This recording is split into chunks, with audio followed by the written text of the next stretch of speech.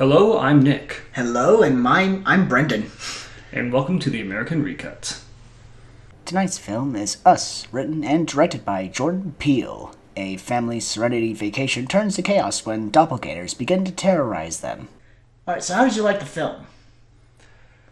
I would say I liked it as a film, but given that not much time has passed between actually seeing this film versus having to think about the film for a while, I'd say that there were some things that went a little bit over my head.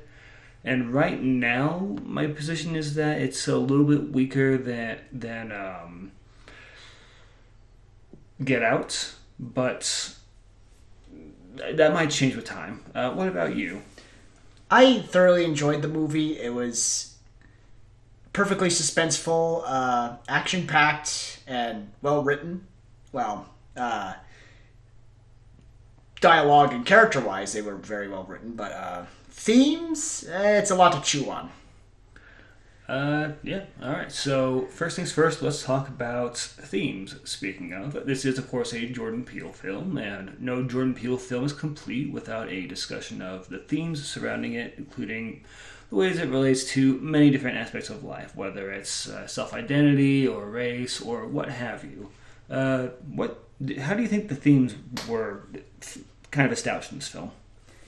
They weren't as laid bare as Get Out, because even though, like you said, not a whole lot of time has passed since we last saw it, but it's still a lot to digest. I mean, it's a little moneyed. I would agree, and I think that with the themes of this movie especially, they're not obvious, and whether that's due to Jordan Peele not conveying it accurately, if there was too much in the way of it in this movie, if there was too many things going on, I'm not sure which it is, but unlike Get Out, the theme is not immediately clear. This again may change with time as we come with some hypotheses around it in the ramble on, but for now I totally agree with you. The theme was not on the surface and not obvious. It has one, I'm just not sure what it is yet. Jordan Peele has 2 movies now, and both are pretty good. So let's see how his third one does, so that we can kind of see if a pattern. Yeah. All right. Well, let's go ahead and move on to the story. I thought the story in this one was pretty strong, even for a horror movie. Yeah. It's obviously, if you're comparing it just within the genre to other horror movies, it has a stellar plot, very strong, of course. But if we're comparing it to what we come to expect from Jordan Peele before, I feel like the plot is a little bit thin. Yeah. I mean, it's not quite... there's a lot going on. I'll say that. There's a lot going on, but I feel like as far as the actual plot of the movie goes, it runs pretty thin. There's not that much to really have to describe what's going on if you had to. Right. Horror movie wise, like you said, it was very good. I mean, it's a refreshing change of pace from the conventional horror movies that are just so ridiculously fast paced, and the plots are always weak. Yeah, this is definitely a horror movie where you don't go into expecting a lot of jump scares, but you do go in expecting a lot more kind of emotional horror or kind of psychological horror, which he does again deliver with on that. Right. Speaking of emotions and psychology, let's talk about the characters for a moment. Right. What were your thoughts on the characters in this movie? They were all very well done, I thought. The doppelgangers were extraordinary. The mother was the driving force of it all, and she was fantastic. I think she was also in one of the Marvel movies. I think she was in Black Panther as...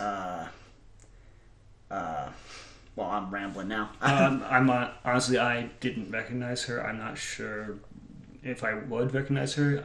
I'm sorry, I just haven't seen her in enough things yet. All right. But either way, the characters and especially the lead protagonist were very fun to watch. I mean, like... I would say in terms of performances, they were definitely strong performances. Yeah. But you definitely got a feeling for whose characters were and whose people were based on just the acting alone. The acting was well done by and large, including for side characters in the film. And there is one family that shows up in the film that is pretty charming in how easy they are to dislike. But I would say that as far as the characters being written, I'm mixed on them. I feel like they're solid characters, but I'm not sure if anything is being done with them that's super interesting. A lot of them fit very generic roles that you would see in the trailers. Things like, the teenage daughter who can't get off her phone, the son who's quiet and reserved, the mother who's a little bit overbearing, what have you. And well, they're cookie cutter at first, but I mean, we'll get more into that in the ramble on. But they do kind of, well, Right, I don't think they really grow per se in this movie.